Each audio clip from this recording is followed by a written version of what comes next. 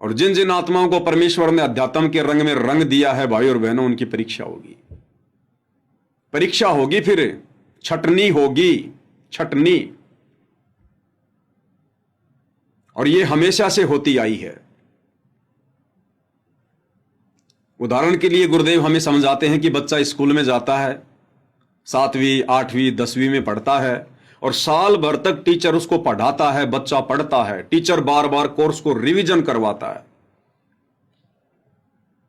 और साल के अंत में फिर उसका एग्जाम लिया जाता, उसकी परीक्षा ली जाती है कि मैंने जो पढ़ाया है उस पर इसने अमल किया या नहीं किया, ये भविष्य में सफल होने के योग्य है या नहीं है। फिर टीचर उसकी परीक्षा लेता है। ठीक इसी प्रकार ये अध्यात्म है। परमेश्वर रामपाल जी का सतभक्ति मार्ग हमारी स्कूल है। गुरुदेव भगवान हमारे टीचर हैं, हम उनके स्टूडेंट हैं। और सन 1994 से 2014 तक गुरुदेव भगवान ने दिन रात एक किए ये कोर्स पूरा करवाने के लिए। बार बार गुरुदेव ने इस कोर्स को रिवीजन भी किया, बार बार रिवीजन किया। और 2014 से हमारी लंबी परीक्षा चल रही है। देखो, स्कूल में बच्चा 1 साल तक पढ़ाई करता है तो उसकी परीक्षा 10-12 दिनों में पूरी हो जाती है। हमें परमेश्वर ने 20 साल तक पढ़ाई करवाई है, 1994 से 2014 तक, तो हमारी परीक्षा भी 8-10 साल लंबी चल रही है। तो अब परमेश्वर चेक करेंगे, और वर्तमान में अपने मिशन के तहत इस हार जेल में बैठकर परमेश्वर चेक कर रहे हैं कि कितनी आत्माएं सतलोक के लिए योग्य हुई हैं और कितनी अभी अयोग्य हैं। किन किन आत्माओं का यही मनुष्य जन्म अंतिम होगा और किन किन आत्माओं को अभी और बहुत से मनुष्य जन्म धारण करने पड़ेंगे। तो परमेश्वर रह रहकर हमारी परीक्षा लेंगे। और परीक्षा का प्रारूप भाई और बहनों कोई भी हो सकता है। सबकी परीक्षा एक जैसी नहीं होगी, और समय अनुसार परमात्मा परीक्षा का प्रारूप भी चेंज करते हैं। सतयुग में परमेश्वर ने ना जाने क्या तरीका अपनाकर जिन जिन आत्माओं को अपनी शरण में लिया उनकी परीक्षा ली। फिर त्रेता युग में परमेश्वर जब मुनिंद्र ऋषि के रूप में आए तब भी उन्होंने सबकी परीक्षा ली, कारण चाहे कुछ भी बनाया हो। फिर द्वापर में भी, और कलयुग की प्रथम पीढ़ी में परमात्मा जब कबीर नाम से आए, अपने वैदिक नाम से आए, तब भी परमेश्वर ने अपने 64 लाख भक्तों की परीक्षा ली। रविदास जी को और गणिका बहन को निमित्त बनाया। एक हाथी पर परमात्मा बैठे, हम सबको पता है इस राम कहानी का, और किस प्रकार 64 के 64 लाख हम फैल हो गए। अब धरती पर वही कबीर परमात्मा है, वही उनका मार्ग है, वही उनका मिशन है। तो परीक्षा तो आज भी होगी भाई और बहनों। जहां जहां गुरु शिष्य का नाता होता है वहां परीक्षा होती है। और 2014 से ये हमारी परीक्षा चल रही है।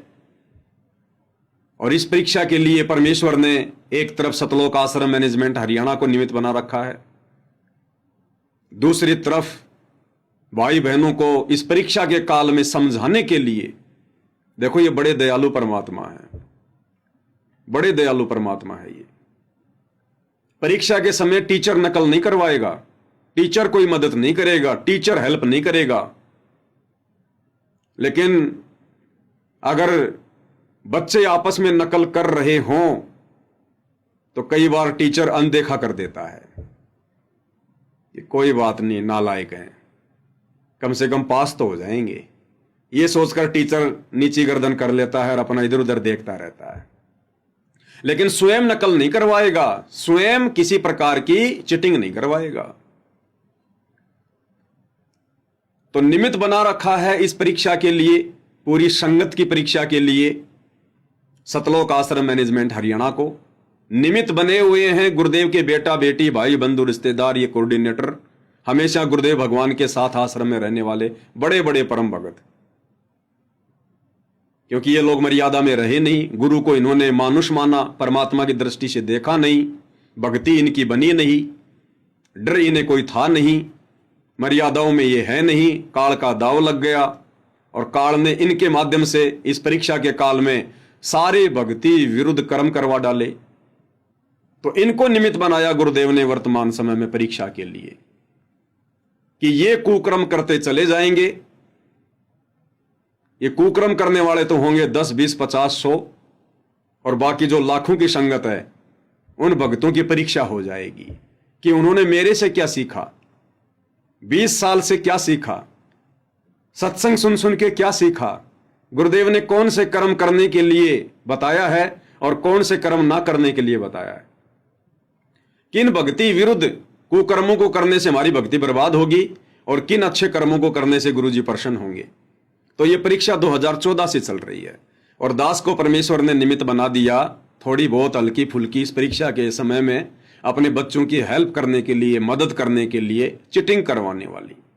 तो दास हल्की फुल्की चिटिंग करवा रहा है भाई और बहनों सात संगति के माध्यम से, ताकि धक्का सा लग जाए और अगली कक्षाओं में पहुंच जाए। तो ये परीक्षा भाई और बहनों सबकी होगी। कोई ये ना सोचे कि मेरी नहीं होगी, मैं तो छोटा भगत हूं, कोई समझे मैं तो मोटा भगत हूं। छोटा यानी नया और मोटा यानी बहुत पुराना। ये सबकी परीक्षा होगी और कहीं भी ले लेगा परमात्मा, आपके घर में आपकी परीक्षा ले लेगा। मुख्य परीक्षा तो हो ही रही है आश्रम वालों के माध्यम से, छोटी मोटी परीक्षा परमात्मा हमारी लेता रहेगा। घर में लड़ाई झगड़े, जिन्होंने नाम नहीं ले रखा वो मार पिटाई करेंगे, गंदी गंदी गालियां निकालेंगे। कोई अपनी पत्नी को छोड़ने की धमकी देगा, कोई अपने पति को छोड़ने की धमकी देगी कि या तो इस घर में मैं रहूंगी या फिर बाबा रामपाल की भक्ति रहेगी। किसी के सास ससुर दुखी करेंगे, किसी के माता पिता दुखी करेंगे, या माता पिता को कोई बेटा बेटी दुखी करेंगे कि बुढ़ापे में तुम्हारी बुद्धि खराब हो गई है, देवी देवताओं को छोड़कर बाबा रामपाल की भक्ति पे लग गए, क्या रखा है इसमें, दुनिया भी तो मंदिरों में जा रही है, ये कोई नए हैं क्या। पता नहीं क्या क्या कहेंगे, क्या क्या बताएंगे बिना ज्ञान के, उन बेचारों को पता भी तो नहीं है।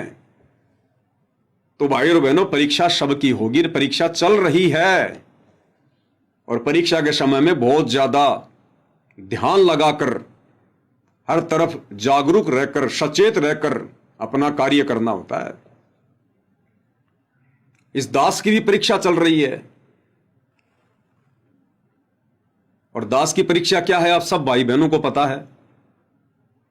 परमेश्वर ने अपने सत मिशन के लिए दास को निमित्त बनाया है। मुझ जैसे नीच प्राणी को परमेश्वर ने खड़ा किया है। यह मेरा कोई परम सौभाग्य है, मेरी कोई युगों युगों की भक्ति का कोई अच्छा कोई संस्कार है जो परमेश्वर ने वर्तमान में दास को थोड़ी बहुत सद्बुद्धि देकर खड़ा कर रखा है। और परमात्मा जिस आत्मा को अपने विशेष कार्य के लिए खड़ा करते हैं, निमित्त बनाते हैं, भाई और बहनों, सबसे जो कठिन परीक्षा है उसी आत्मा की होती है, उसी की। और आप भाई बहन देख रहे होंगे 2014 से जब से बरवाला कांड हुआ है, एक मुकदमा इन्होंने सतलोक आश्रम मैनेजमेंट वालों ने, गुरुदेव के परिवार वालों ने एक झूठा मुकदमा 420 का इन्होंने हिसार में मेरे ऊपर लगवाई रखा है। 2.5 महीने दास हिसार की जेल में रह के आया था और हर प्रकार से ये लोग मार पिटाई भी दास के साथ में कर चुके हैं। इनका तो टारगेट था कि इसको जड़ से समाप्त कर दिया जाए, लेकिन भाई सतगुरु ने खड़ा कर रखा है तो रक्षक भी सतगुरु ही है। बाकी सात संगतियों में आके लड़ाई झगड़ा करना, मार पिटाई करना, गाली गलौज करना, हर प्रकार से दुखी करना, उसकी तो कोई सीमा ही नहीं है। इतने से भी काम नहीं चला तो फिर इन्होंने एक और झूठा मुकदमा मेरे ऊपर हरियाणा के बहादुरगढ़ में लगा दिया, धार्मिक भावना भड़काने का झूठा मुकदमा। ये दास की परीक्षाएं चल रही हैं भाई और बहनों।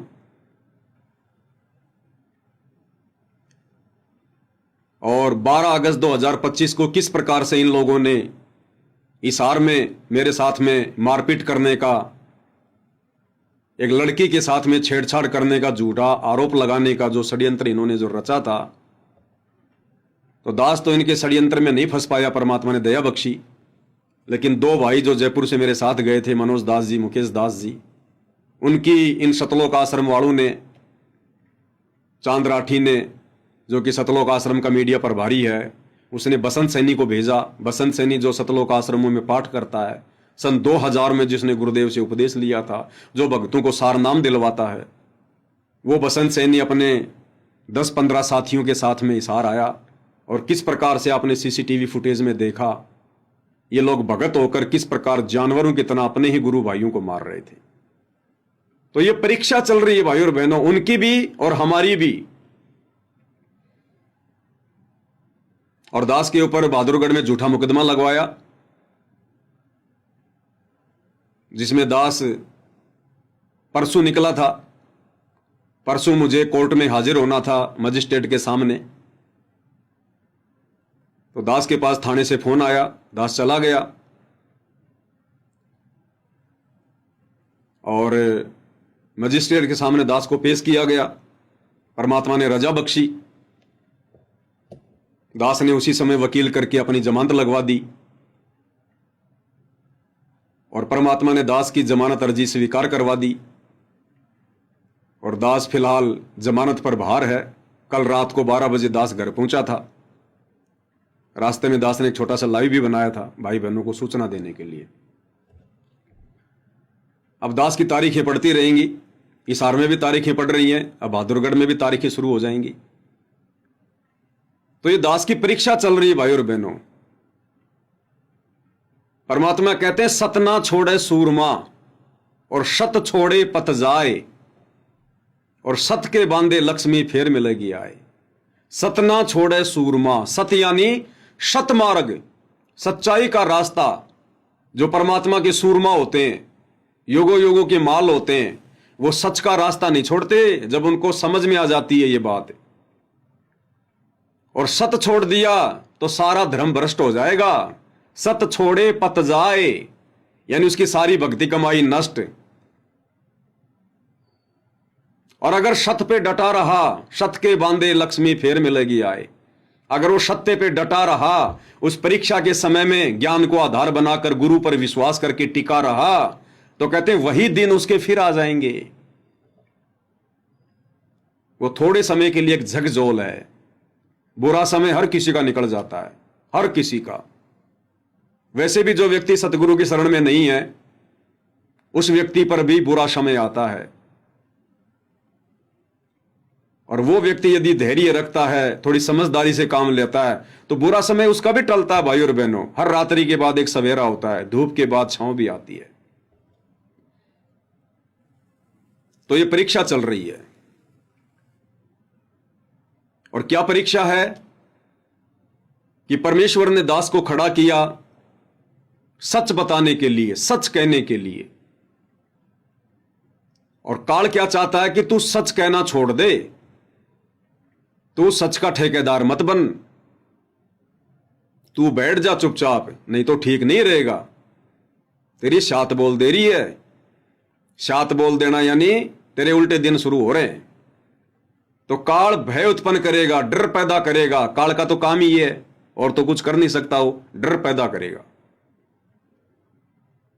तो गुरुदेव भगवान ने सत मिशन के लिए दास को निमित्त बना रखा है, दास को खड़ा कर रखा है। एक दास को परमात्मा ने छोटी सी सेवा दे रखी है, परमात्मा को दास ने टुकड़े डाल रखे हैं। दास की ये बात समझ में आ गई परमेश्वर जी के आशीर्वाद से। अब काल को ये पसंद नहीं आ रहा, तो काल क्या करेगा? वो अपनी आत्माओं को प्रेरित करेगा कि भैया इसको रोको, मेरे दूतों, मैंने तुम्हें जिस कार्य के लिए निमित्त बनाया है तुम कर क्या रहे हो? तो काल ने प्रेरित किया सतलोक आश्रम मैनेजमेंट हरियाणा को, गुरुदेव के बेटा बेटी भाई बंधु रिश्तेदारों को। ये लोग दास को रोकने का प्रयास कर रहे हैं, काल प्रेरणा से डराने का प्रयास कर रहे हैं कि पवन दास की क्या औकात है, हमने अच्छे अच्छे ठीक कर दिया आज से पहले, और इसके ऊपर झूठे मुकदमे लगाओ, 5-10 हरियाणा में लगाओ, हरियाणा में, क्योंकि ये लोग हरियाणा में बैठे हैं सारे के सारे। और फिर जाएगा कहां? तारीखों पर यही तो आएगा। या तो ये डर जाएगा, घबरा जाएगा, बैठ जाएगा कि भैया मेरे ऊपर मुकदमा लगा दिया, या तो ये डर के हाथ पैर जोड़ लेगा, अपनी गलती मांग लेगा, कॉम्प्रोमाइज कर लेगा।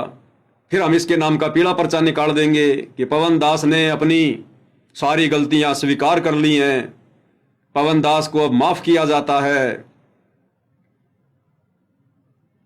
नहीं मानेगा तो फिर ये जाएगा कहां, तारीखों पे तो आएगा, और तारीखों पे आएगा तो फिर इसको ढंग से संवारेंगे, फिर इसकी लठों से स्वागत करेंगे, तो फिर इसके जब हाथ गोड़े तोड़ देंगे फिर ये मान जाएगा, फिर क्या करेगा, फिर कहां जाएगा, डर जाएगा।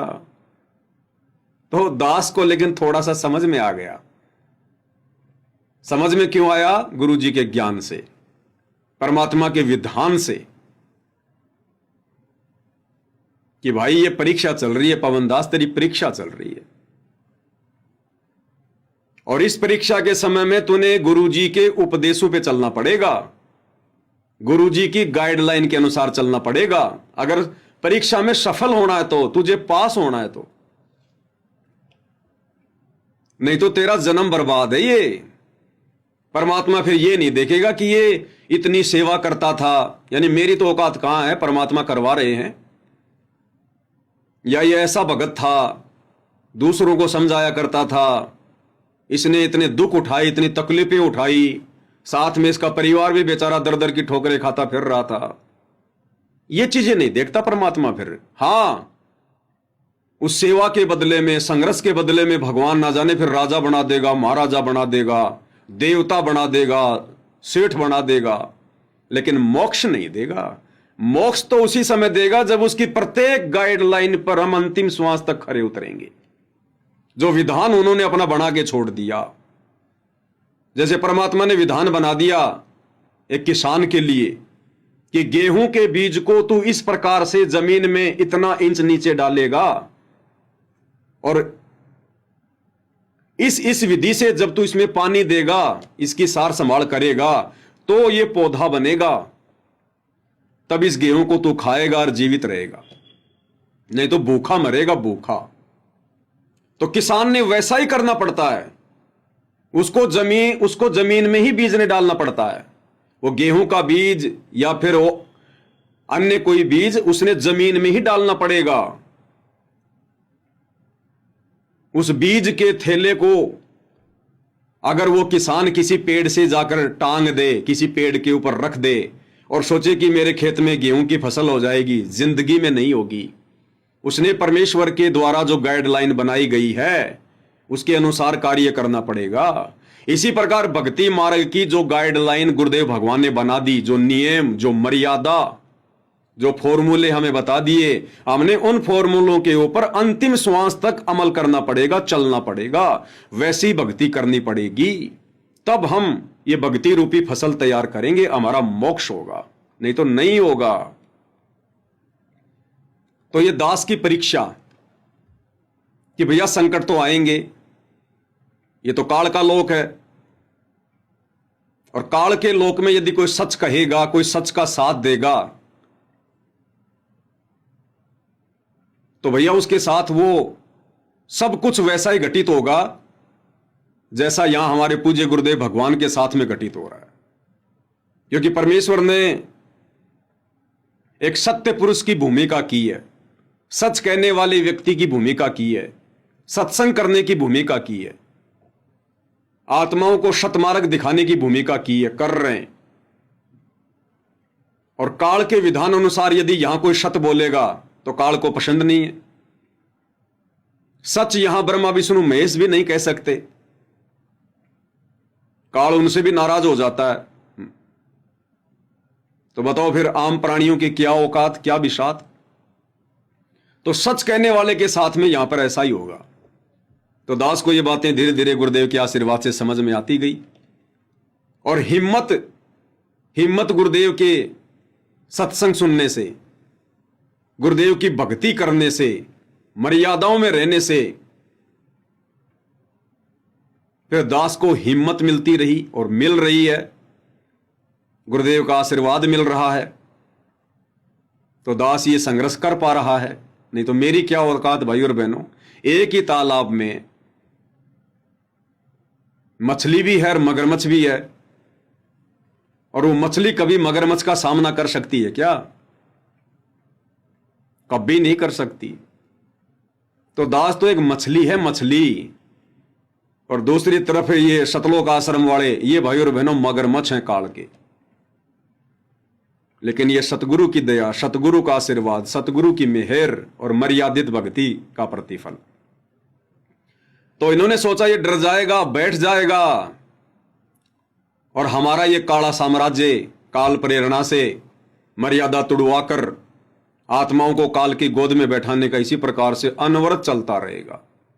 अब ये चले ना चले ये तो इनकी सोच है, लेकिन दास ने तो वो करना है इस परीक्षा के समय में जो पूज्य गुरुदेव भगवान ने मुझे बताया, जो मुझे सिखाया, हम सबको सत्संगों में बताया।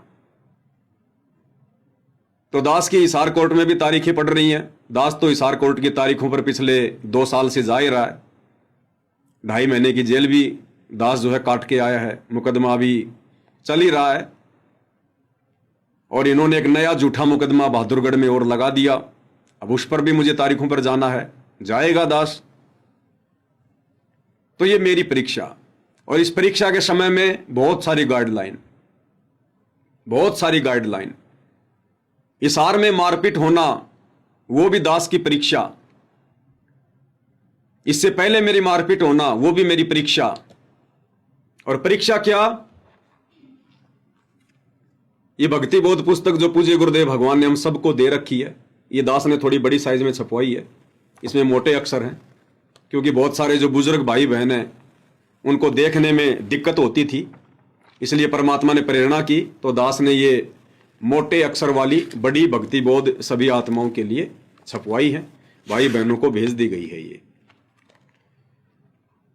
तो परीक्षा टीचर उतनी लेगा जितना टीचर ने हमें पढ़ाया है, उससे बाहर टीचर परीक्षा नहीं लेगा। टीचर को पता है कि उससे बाहर बच्चा क्या लिखेगा ये। तो गुरुदेव हमें सुबह सुबह नित्य नियम पढ़ाते हैं। नित्य नियम क्यों पढ़ा रहे हैं? परीक्षा के लिए, कि भैया जब समय आएगा तो तुमने परीक्षा भी देनी पड़ेगी।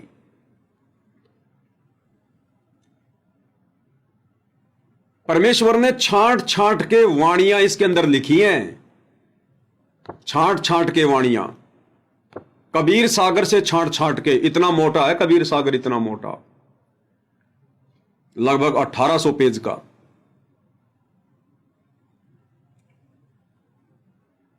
उसमें से छांट छांट के वाणियां इसमें लिखी हैं। कबीर जी के दोहे, कबीर जी की वाणियां, कबीर जी के उपदेश, साथ में आदरणीय गरीबदास जी का सदग्रंथ साहिब कबीर सागर से भी ज्यादा मोटा, 24,000 वाणियां हैं। चारों वेदों को मिलाकर जितने श्लोक हैं उससे भी कहीं ज्यादा वाणियां आदरणीय गरीबदास जी के सदग्रंथ साहिब में। चारों वेदों में तो परमात्मा ने केवल 20,379 ही बताए मंत्र, और आदरणीय गरीबदास जी के सदग्रंथ साहिब में 24,000 मंत्र हैं, 24,000 वाणियां। उसमें से भी छांट छांट के इसमें परमेश्वर ने वाणियां लिखी हैं। क्यों लिखी भाई? क्यों लिखी? इनमें जो जो वाणियां उपदेशात्मक हैं और जो आदेशात्मक हैं, हमने प्रत्येक वाणियों को जिनका हम पाठ कर रहे हैं रोजाना, चाहे नित्य नियम के रूप में करें, चाहे रमेणी के रूप में करें, चाहे संध्या आरती के रूप में करें, इनमें से प्रत्येक वाणियों को भाई और बहनों हमने अपने ऊपर लागू करना पड़ेगा।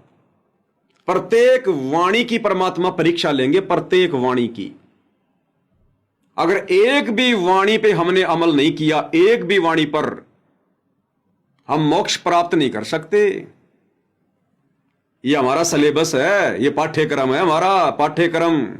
इसमें परमात्मा कहीं से भी हमारी परीक्षा ले लेगा, किसी भी वाणी पे, कि मेरी इस वाणी के ऊपर ये आत्मा अमल कर रही है या नहीं कर रही है। तो हमारी परीक्षा 12 अगस्त 2025 को जो मारपीट की आश्रम वालों ने उन 2 भाइयों के साथ, उनकी भी परीक्षा कौन सी वाणी? कबीर जो तो को काटा बोवे ताको बो तू फूल, और तोहे फूल के फूल हैं वाको हैं त्रिशूल। इस वाणी की परीक्षा थी कि उन्होंने तो अपना कार्य जो करना था वो कर दिया। वो तो ना गुरु की आज्ञा मानते, ना कोई उनका कोई उपदेश मानते, वो तो काल प्रेरित हैं आश्रम वाले। उन्होंने जो करना था वो कर दिया अपना, काल ने जो करवाना था वो कर दिया, मार पिटाई उन्होंने कर दी।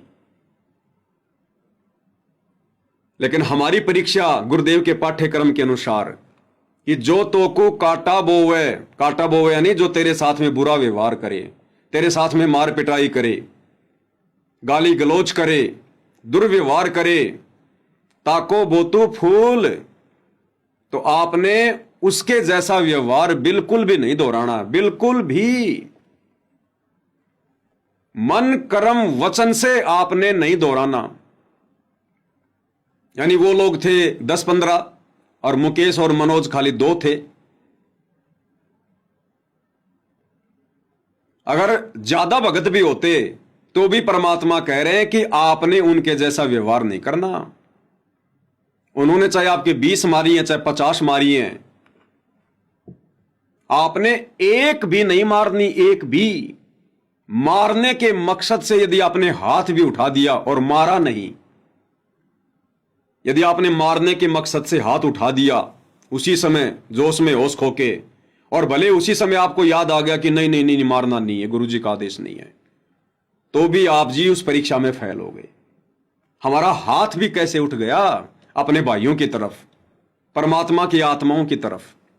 भले वो दुष्टता पर उतरे हुए आश्रम वाले, लेकिन है तो हमारे भाई।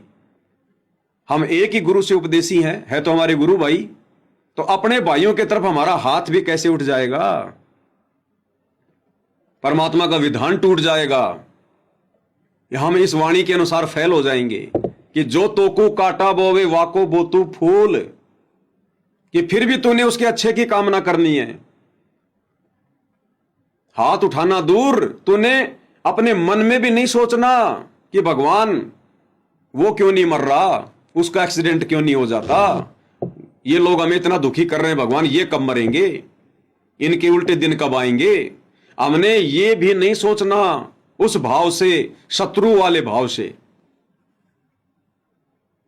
हमने केवल अपना भाई समझना है कि कोई बात नहीं, हो सकता है जो भूमिका उस दिन चांद राठी ने निभाई, जो भूमिका उस दिन बसंत सैनी ने निभाई, जो भूमिका उस दिन दूसरे उन भ्रमित भाई बहनों ने निभाई, या आज से पहले ये जो मार पिटाई हमारे साथ में जो करके ये लोग गए हैं, उस समय इन्होंने जो जो भूमिका निभाई, तो ये नादान है। उम्र में भले हमसे बड़े हैं, नाम दीक्षा भले इन्होंने 20-20 साल से ले रखी है, लेकिन फिर भी अध्यात्म में अभी ये बालक हैं, ये नादान हैं, मंदबुद्धि हैं अभी। और हमने तो गुरुदेव के वचन पे चलना है, इन वाणियों पे चलना है, वाणियों पर खरा उतरना हमने कि जो तो को काटा बोवे वाको बोतू फूल, तो हे फूल के फूल हैं। जब वो परिणाम का दिन आएगा तो परमात्मा कह रहे हैं कि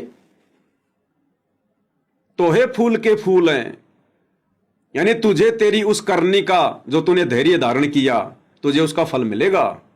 और वाको है त्रिशूल, और उसने जो कुकर्म किया है परमात्मा का विधान तोड़ के, इन वाणियों को तोड़ के, वाको है त्रिशूल, यानी उसको 3 गुना ज्यादा दंड मिलेगा, 3 गुना ज्यादा दंड, त्रिशूल। ये विधान है परमात्मा का। वो गालियां निकाल रहे थे, लात घूंसों से मार रहे थे, लेकिन परमेश्वर ने अपनी एक वाणी के अनुसार हमारी परीक्षा ले ली कि गाली ही से उपजय कलय कष्ट और मीच, और हार चले सो साधु है और लागी मरे सो नीच। भले वो हमें मार रहे हैं, पीट रहे हैं, गालियां निकाल रहे हैं, लेकिन हमने परमात्मा के विधान के अनुसार चलना पड़ेगा कि गाली ही से उपजय कलय कष्ट और मीच। उन्होंने तो कर दिया वो काम, अब तुम भी अगर गाली दोगे, उल्टा हाथ करोगे, तो वो तो फुल मूड में है, उसके सिर पर तो काल बैठा है, वो 10 और मारेगा। तू एक गाली देगा, वो 10 गालियां देगा। और दूसरी तरफ फिर क्या होगा, उसने 10 गालियां दी, उसने तेरे को 10 बार उसने तेरी पिटाई करी, मार पिटाई करी, मारा तेरे को, और तूने अगर एक भी गाली दे दी, एक बार भी अगर हाथ उठा दिया, तो परमात्मा की वाणी का उल्लंघन हो जाएगा, परमात्मा का विधान टूट जाएगा कि गाली ही से उपजय कलय कष्ट और मीच। यदि हमने गाली दे दी, एक हाथ उठा दिया, विधान टूट गया। विधान टूट गए तो फिर क्या होगा? फिर गुरुजी हमारी सूक्ष्म रूप में जो रक्षा करते हैं फिर वो नहीं करेंगे, क्योंकि गुरुजी का विधान सबके लिए समान है। ये परमात्मा पक्ष और विपक्ष से दूर निष्पक्ष है। आपने चाहे लाख काम अच्छे कर रखें और एक काम में यदि आपने गलती कर दी, विधान तोड़ दिया, आपको उस गलत का भी परिणाम भुगतना पड़ेगा। परमात्मा ये नहीं देखेंगे कि इसने 100 काम अच्छे कर रखे हैं, एक ही तो काम गलत हुआ है। 100 अच्छे किए हैं तो परमात्मा 100 का अच्छा फल भी देगा, और एक यदि गलत कर दिया तो उसका परिणाम भी भोगना पड़ेगा। इसको कहते हैं निष्पक्ष परमात्मा, सत्वादी परमात्मा। तो गाली ही से उपजे कलह कष्ट और मीच, हार चले सो साधु है, लागे मरे सो नीच। अगर हमने गालियां खा ली, नीची गर्दन करके निकल गए, हमने मार पिटाई खा ली, सहन कर लिया, नीची गर्दन करके निकल गए, अपना बचाव कर लिया, भाग गए, तो हार चले सो साधु है। हम परमात्मा की नजरों में पक्के भगत बन गए, साधु बन गए हम। और लागे मरे सो नीच। और यदि हमने एक गाली का भी उल्टा जवाब दे दिया होता, एक बार भी हमने उन पे हाथ उठा दिया होता गुस्से में आकर, तो परमात्मा क्या कह रहे हैं? लागी मरे सो नीच। तो भाई और बहनों, हम नीच की श्रेणी में आ जाते, उस दिन नीच की श्रेणी में।